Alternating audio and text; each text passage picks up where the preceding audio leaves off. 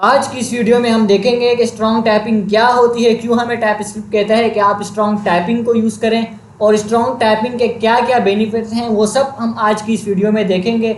अगर आपने हमारी प्लेलिस्ट की सेकंड वीडियो नहीं देखी, डेटा टाइप्स इन टाइपस्क्रिप्ट वाली, तो आज का ये टॉपिक आपको समझ नहीं आएगा। प्लीज़ इस वीडियो से पहले आप हमारी प्लेलिस्ट की second video data type in TypeScript वाली वीडियो लाजमी देख लें।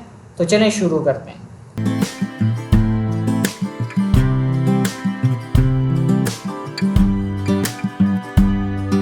तो चलते हैं, हम अपने स्ट्रॉन्ग टाइपिंग को समझते हैं। स्ट्रॉन्ग टाइपिंग क्या होती है। मैंने एक रेपो बनाई हुई इनिशियल थी।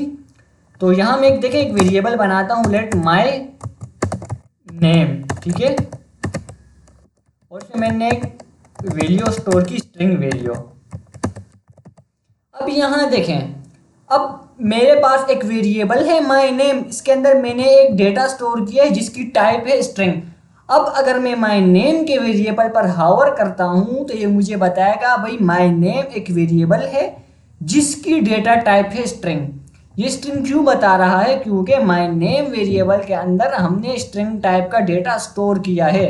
अगर यहाँ मैं नंबर करूँ और जब इस पे हावर करूँ तो ये मुझे बताएगा कि भाई माय नेम एक वेरिएबल है जिसकी डेटा टाइप नंबर है। अब ये यहाँ पर हमें नंबर बता रहा है। अगर यहाँ मैं कर दूँ बुलियन, कोई वैल्यू डाल दूँ ट्रू। अब अगर इस पे हावर करूँ तो ये मुझे बताएगा कि भाई माय नेम के अंदर जो डेटा आपने स्टोर किया है उसकी टाइप बुलियन है। अब हमारे पास जो टाइपिंग होती है वो दो तरह की होती है। एक होती है एक्सप्लिसिट टाइपिंग और दूसरी होती है इम्प्लिसिट टाइपिंग।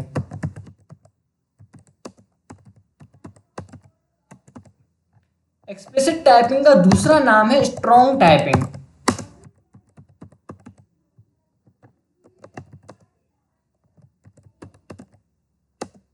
और इम्प्लिसिट टाइपिंग का दूसरा जो नाम है उसे कहते हैं वीक टाइपिंग।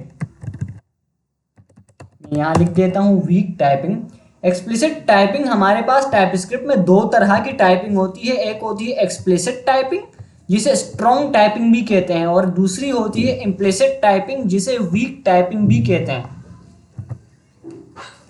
अब एक्सप्लिसिट टाइपिंग और इम्प्लिसिट टाइपिंग क्या होती है? देखिए, मैंने यहाँ पर एक वेरिएबल बनाया था, जिस इस वेरिएबल में मैं जो भी डेटा स्टोर कर रहा हूँ वो वेरिएबल ऑटोमेटिक मुझे उसी वैल्यू की डेटा टाइप बता रहा है। देखिए, अगर हावर करूँ तो ये मुझे बता रहा है कि भाई आपने जो वैल्यू स्टोर की उसकी डेटा टाइप बुलियन है। अब अगर यहाँ पर मैं कुछ इस तरह से एक वेरिएबल बनाऊँ, लेट एज, और इसमें मैं स्टोर कर दूँ नंबर।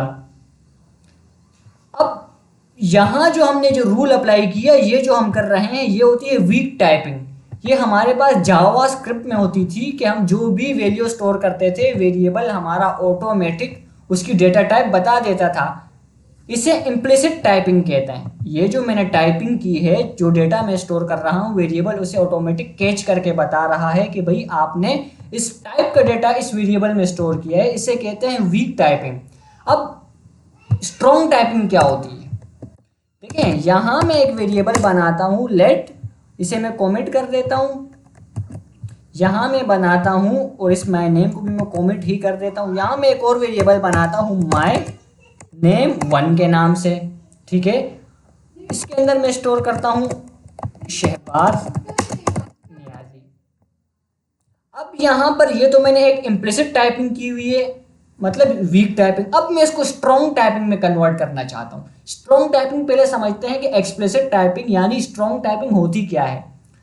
बेसिकली टाइपस्क्रिप्ट हमें कहता है जब भी आप कोई वेरिएबल बनाएंगे, वेरिएबल बनाते वक्त ही आप उसे उसकी डेटा टाइप बता दें तो ये आपके पास कहलाएगी स्ट्रॉन्ग टाइपिंग। मैंने क्या कहा? मैंने कहा टाइपस्क्रिप्ट हमें कहता है जब भी आप कोई वेरिएबल बनाते हैं, वेरिएबल बनाते वक्त ही आप उस वेरिएबल को उसकी डेटा टाइप बता दें पहले से ही, तो ये हमारे पास स्ट्रॉन्ग टाइपिंग कहलाती है। देखिए, यहाँ मैंने वेरिएबल बना दिया। अब अगर यहीं पर मैं वेरिएबल की डेटा टाइप भी बता दूं तो ये जो मेरे पास इम्प्लिसिट टाइपिंग है, वीक टाइपिंग, ये मेरे पास कन्वर्ट हो जाएगी स्ट्रॉन्ग टाइपिंग में। कैसे? यहाँ मैं माय नेम के आगे मैं लगाऊंगा कोलन। देखिए, एक होता है कोलन और एक होता है सेमी कोलन। इनमें आप फर्क जान लें कि जो सेमी कोलन होता है वो नीचे से थोड़ा सा टेढ़ा होता है और कोलन दो डॉट होते हैं, जिसे हम शिफ्ट प्रेस करके लगाते हैं, ठीक ठीक है, अब मैं यहाँ शिफ्ट प्रेस करके जब कोलन का बटन दबाता हूँ तो मेरे पास यहाँ पर एक कोलन आया और यहाँ पर मैं इसकी डेटा टाइप बता दूंगा स्ट्रिंग। अब देखिए ये मेरे पास ये जो मैंने लगाया कोलन लगाकर स्ट्रिंग, ये मेरे पास कहलाती है स्ट्रॉन्ग टाइपिंग। ठीक है, अगर इसी तरह मैं एक और वेरिएबल बनाऊं लेट एज और इसमें बता दूं भाई एज की डेटा टाइप होगी नंबर और इसमें मैं नंबर स्टोर करूं, तो ये मेरे पास कहलाती है स्ट्रॉन्ग टाइपिंग। और ये जो मेरे पास है ये मेरे पास कहलाती है वीक टाइपिंग, मतलब इम्प्लिसिट टाइपिंग और ये एक्सप्लिसिट टाइपिंग। तो अब बिगिनर्स पूछते हैं कि इनमें डिफरेंस क्या है। अगर मैं इस पे हावर करूं ये मुझे बता रहा है कि भाई इसकी डेटा टाइप बुलियन है, और इस पे हावर करूं ये भी मुझे बता रहा है कि इसकी डेटा टाइप स्ट्रिंग है। तो इन दोनों में डिफरेंस क्या है? सिर्फ कोलन लगाकर हमने स्ट्रिंग लगा दिया तो ये स्ट्रॉन्ग टाइपिंग हो गई, या हमने कोलन लगाकर स्ट्रिंग बुलियन नहीं बताया तो ये वीक टाइपिंग हो गई। भाई ये क्या चक्कर है? तो ये चक्कर ये है, यहाँ देखें इम्प्लिसिट टाइपिंग जो वीक टाइपिंग है उसमें हम जो भी वैल्यू स्टोर कर रहे थे वो हमें उस वेरिएबल का डेटा बता रहा था, मतलब उसकी हमें टाइप बता रहा था कि भाई ये स्ट्रिंग टाइप है। अगर मैं इसमें नंबर करूँ तो ये बता रहा है कि भाई इसमें आपने एक नंबर स्टोर किया है। लेकिन स्ट्रॉन्ग टाइपिंग में ये नहीं होता। स्ट्रॉन्ग टाइपिंग में आपने वेरिएबल को कोलन लगाकर डेटा टाइप बता दी कि भाई इस वेरिएबल की डेटा टाइप स्ट्रिंग होगी, तो आप उस वेरिएबल में सिर्फ स्ट्रिंग ही स्टोर कर सकते हैं। अगर यहाँ मैं नंबर स्टोर करूँ तो ये मुझे एरर देगा। एरर पढ़ते हैं, एरर क्या है? कह रहा है कि type number is not assignable to type string, कि भाई टाइप नंबर स्ट्रिंग के अंदर असाइनेबल नहीं है। यहाँ तो हो रहा था, यहाँ हम वेरिएबल को जो डेटा टाइप देते वो तो हमें एरर नहीं दे रहा था, क्यों नहीं दे रहा था?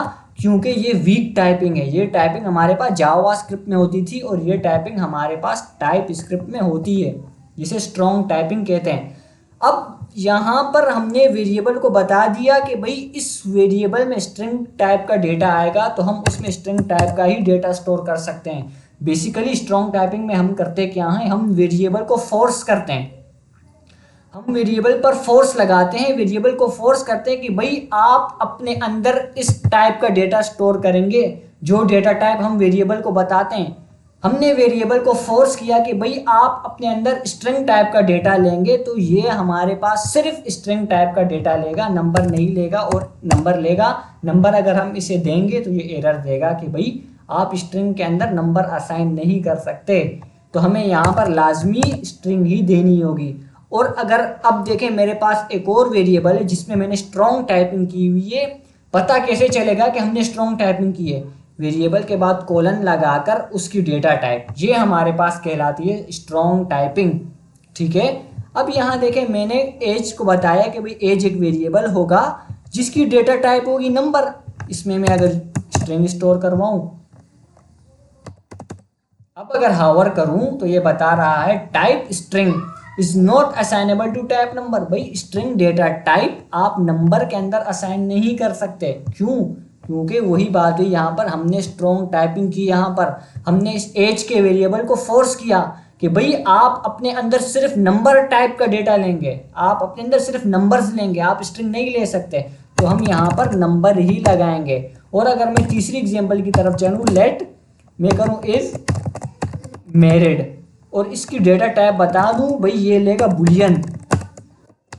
ठीक है, अगर इसमें मैं ट्रू वैल्यू करूं तो बिल्कुल ये हमें कोई एरर नहीं देगा, क्योंकि हमने बताया वेरिएबल अपने अंदर एक बुलियन वैल्यू लेगा, हमने बुलियन ही दी। अगर मैं इसको कर दूं यहाँ पर नंबर, तो ये मुझे एरर देगा।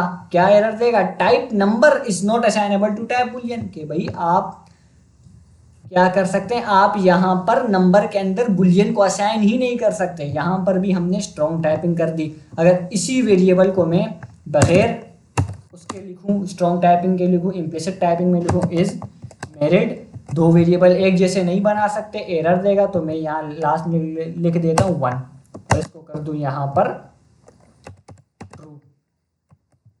देखें, अगर ये मेरे पास यही वेरिएबल है, ये भी यही वेरिएबल है, ठीक है, यहाँ पर स्ट्रॉन्ग टाइपिंग अप्लाई है, यहाँ पर वीक टाइपिंग। इसमें को मैं चेंज कर सकता हूँ। इसको मैं अगर स्ट्रिंग करूँ, हावर करूँ स्ट्रिंग, इसको नंबर करूँ, कोई एरर नहीं दे रहा। लेकिन इस स्ट्रॉन्ग टाइपिंग के साथ आप ऐसा नहीं कर सकते।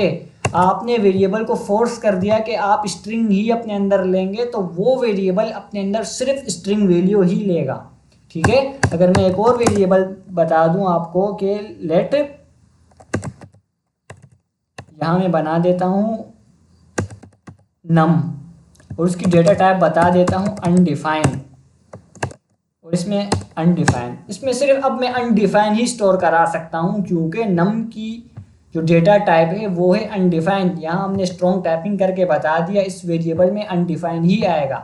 अगर मैं यहाँ पर नल स्टोर करता हूँ तो एरर दे रहा है, वही बात के type null is not assignable to type undefined.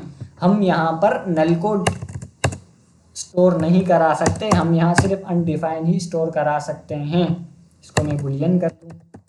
तो आपने देखा कि स्ट्रॉन्ग टाइपिंग क्या होती है। हम यहाँ स्ट्रॉन्ग टाइपिंग में वेरिएबल को फोर्स करते हैं, हम कोलन लगाकर हम बता देते हैं, पहले ही वेरिएबल को कोलन लगाकर उसकी डेटा टाइप बता देते हैं कि भाई ये वेरिएबल अपने अंदर इस टाइप का डेटा लेगा।